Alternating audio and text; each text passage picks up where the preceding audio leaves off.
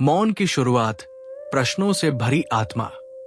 जब इंसान दुख से गुजरता है, जब उसके जीवन में बवंडर उठते हैं, जब हर दिशा से केवल असफलताएं आती हैं, तब एक सवाल बार बार उठता है, भगवान चुप क्यों है? कई बार हम रोते हैं, प्रार्थना करते हैं, मदद की गुहार लगाते हैं, और जवाब में बस मौन। ये मौन हमें काटने लगता है। हम सोचते हैं, क्या भगवान नाराज है? क्या वो सुन ही नहीं रहे? पर क्या ये सच है? या क्या भगवान की चुप्पी अपने आप में एक उत्तर है? भगवान का मौन कोई अनुपस्थिति नहीं है।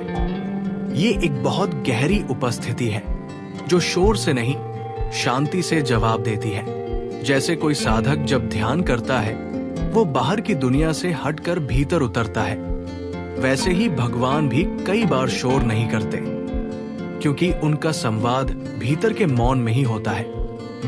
मौन आत्मा की परीक्षा का समय।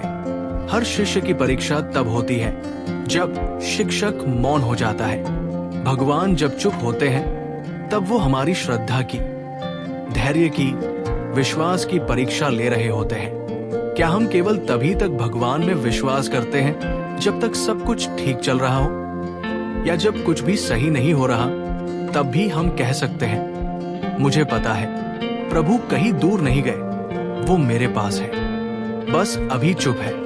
हर आत्मा का विस्तार तब होता है जब वो मौन में स्थिर रहना सीखती है। जैसे अंधेरे में आंखें धीरे धीरे देखने लगती हैं, वैसे ही भगवान की चुप्पी में आत्मा धीरे धीरे उनकी उपस्थिति को पहचानना सीखती है। क्या चुप रहना असंवेदनशीलता है?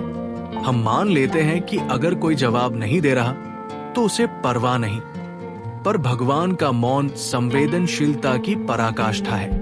वो हमें हर कदम पर देख रहे होते हैं, पर अगर वो हर बार हमारी पुकार पर तुरंत जवाब दे दे, तो हम कभी खुद खड़े होना नहीं सीख पाएंगे। एक माँ अपने बच्चे को चलना सिखाते समय पीछे से हाथ छोड़ती है और बच्चा गिरता है। बच्चा सोचता है माँ ने छोड़ दिया, पर माँ वहीं होती है, 2 कदम पीछे, देखती हुई, तैयार पकड़ने को, पर चाहती है कि बच्चा अपने पैरों पर खड़ा होना सीखे। क्या भगवान कुछ और कर रहे हैं? 4 हमारे कर्म और भगवान की खामोशी। कई बार हम ऐसे मोड़ पर होते हैं जहां हमें अपने कर्मों के फल से गुजरना होता है। उस समय ईश्वर हस्तक्षेप नहीं करते, क्योंकि कर्म का संतुलन जरूरी है। संचित और प्रारब्ध कर्म जब अपना फल दे रहे हों, तब ईश्वर का मौन करुणा से भरा हुआ न्याय होता है। वे हमें छोड़ते नहीं, वे केवल न्याय को अविराम चलने देते हैं। 5 मौन में जन्म लेती है आंतरिक शक्ति। जब हमें कोई सहारा न मिले और भगवान भी चुप हो, तब भीतर की कोई छुपी शक्ति सामने आती है। ये शक्ति आत्मबल है, विवेक है, निर्णय लेने की क्षमता है। भगवान मौन हो जाते हैं ताकि हम खुद की खोई हुई क्षमता को फिर से खोज सकें। भीष्म पितामह जब बाणों की शैया पर पड़े थे, तब कृष्ण मौन थे। क्यों? क्योंकि उस पीड़ा में भीष्म की आत्मा एक विराट रूप ले रही थी। कई बार भगवान मौन होकर हमें ईश्वर बनने की यात्रा पर ले जाते हैं। 6 मौन अंतर्यामी का संवाद। भगवान बाहरी कानों से नहीं बोलते, वो हमारे अंतर्मन में संवाद करते हैं। उनकी खामोशी बाहर होती है, पर भीतर एक नई ध्वनि गूंजने लगती है। अंत प्रेरणा, सहज बुद्धि, संकेत, स्वप्न, संयोग। उनकी भाषा तर्क की नहीं, प्रतीकों की होती है। आप कभी कभी एक किताब का पन्ना खोलते हैं और उत्तर सामने आ जाता है।